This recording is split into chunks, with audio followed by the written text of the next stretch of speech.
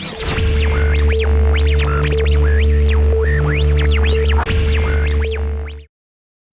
guys, Ben with Bayside Fabrication here. A few more things I wanted to button up. I slept on a few ideas last night that I had, and I'm going to do a couple more things to this manifold before I really button it up. One of the things is I'm going to heat wrap it. So I want to wrap this manifold, and the second thing I want to do is add a brace.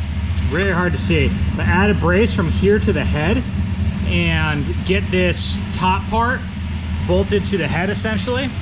So another thing I'm doing is kind of getting the exhaust kind of squared away. Now I'm doing two exhausts. I'm gonna do a race exhaust and then a kind of flashy exhaust. The flashy one I'm gonna try to do out of titanium.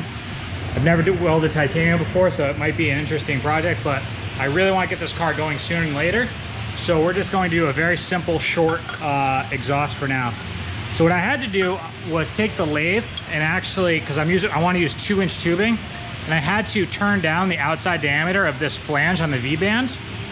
And I'm actually on the turbo side. You can see here, see this little flange here?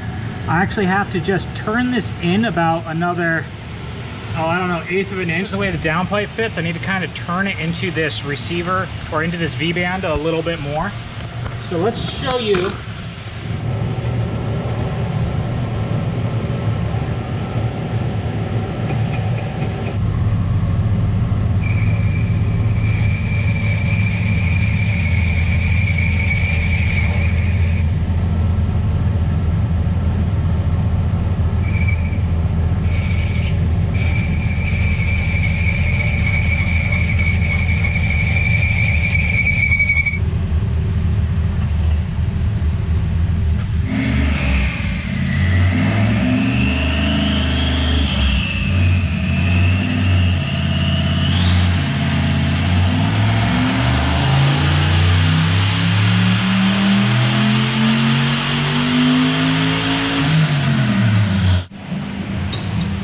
Just got my exhaust tacked into place just to get an idea. I was excited to see how this was going to look. So I think that's where my race setup is going to be, somewhere around there. I am a little concerned it's going to blast my windshield with fuel and oil and whatever else comes out of here. But for now, it's going to work.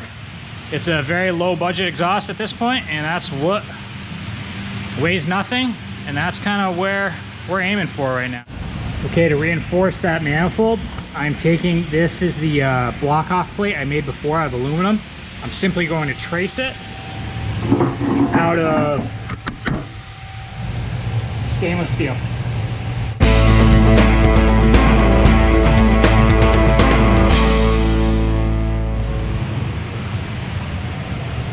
Well, I had to tack it with a MIG because it was almost impossible to hold and get in there with a TIG welder.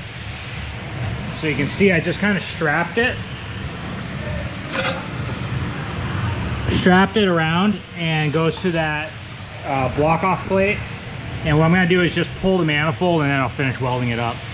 So like I said, it's really tricky to get it all in there and all that stuff. So, but it's gonna be just fine. And let me show you what just came in today.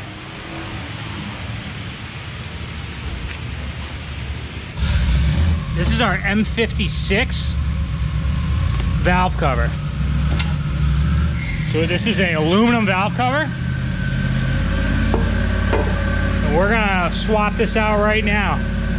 Now I bought this so I can weld our AN fitting right into the valve cover for our oil drain, and that's gonna be it.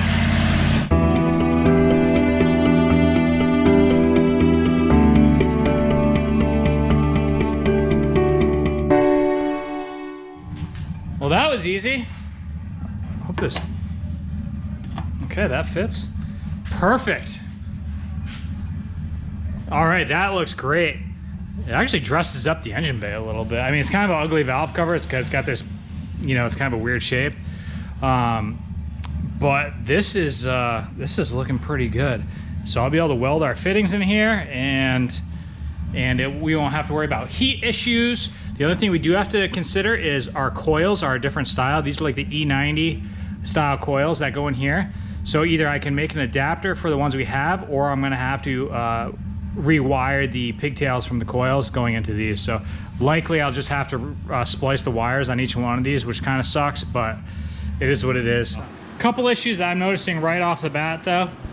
Our oil filler cap is plastic, and it's extremely close to the turbine housing. I'm gonna see if I can buy a aluminum one. That will eliminate any issue there. If not, I might have to cut this off and relocate it either centered or up here or just somewhere else, because as you can see, I can't even get my finger in between that and the plastic cap, and it's actually touching right there. So I'm gonna look online right now, see if there's a alternative that won't melt, but if not, I will just relocate this somewhere else, and it's not gonna be the end of the world. So a couple things I'm doing right now before I make any kind of decisions is I'm going to install our oil drain flange. And there's one thing I do like to do, or I haven't done it before, but I'm going to now. You see how this is a square port coming out for the oil drain? The flange comes with a -10 round, just a single round hole. So what I do is I take the gasket, trace it out, and I'm just gonna port it out a little bit, just kind of give it a nice little funnel. Not necessary at all, but something I think won't hurt, that's for sure.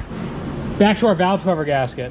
So we're gonna remove all this crap inside this manifold, inside this valve cover. And the plan here is we pulled off the diaphragm. So this has like an internal CCV valve essentially. So what I'm going to do is cut this off, because this really interferes with our turbo positioning.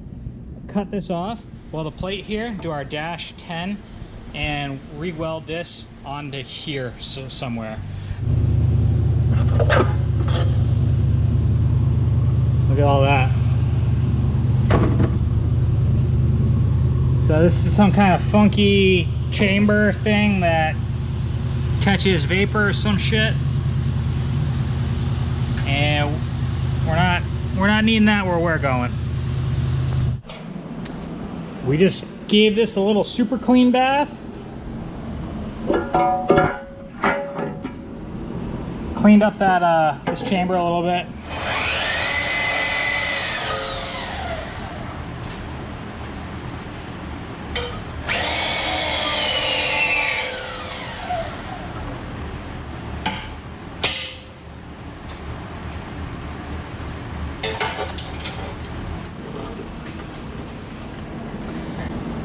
So that's what I think we'll do. We'll just have to clean all this up, and I'll just fill this little edge in here. Just weld all in here. Might take a couple passes. I think that'll look pretty good. And then for this, we'll just clean this up, and I'll create like just a filler piece probably, and just patch it more or less. There's really not much else I can do.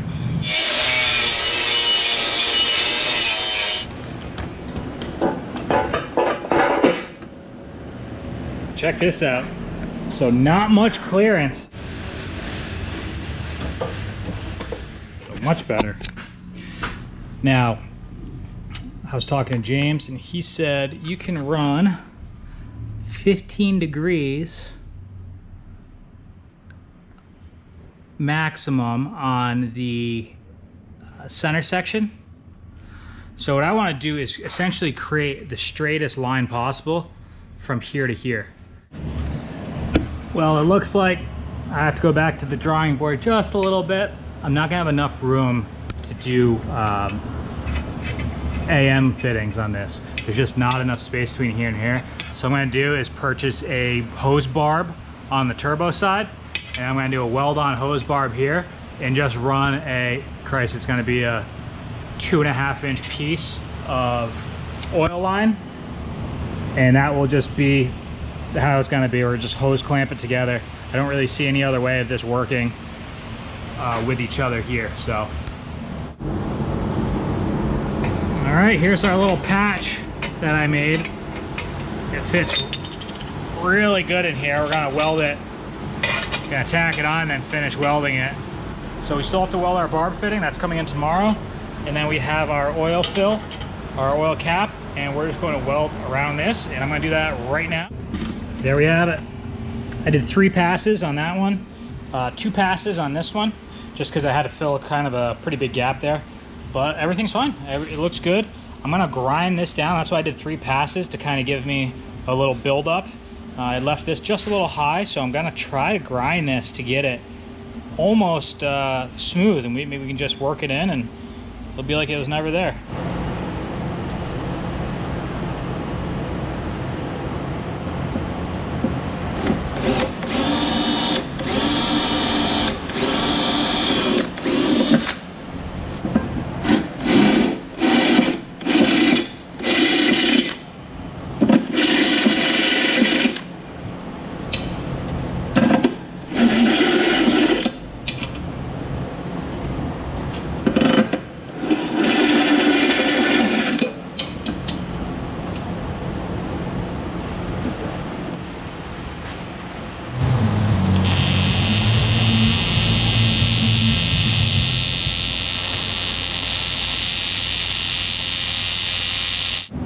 Here's my oil drain, guys. 2.5 inches long, but it works. Okay, a couple small things before I get my turbo removed. I want to tack my exhaust and my gate dump tube. I want to get them like I have them in the right position. They're in plane with each other. I have them spaced and clamped, so I'll tack these together now.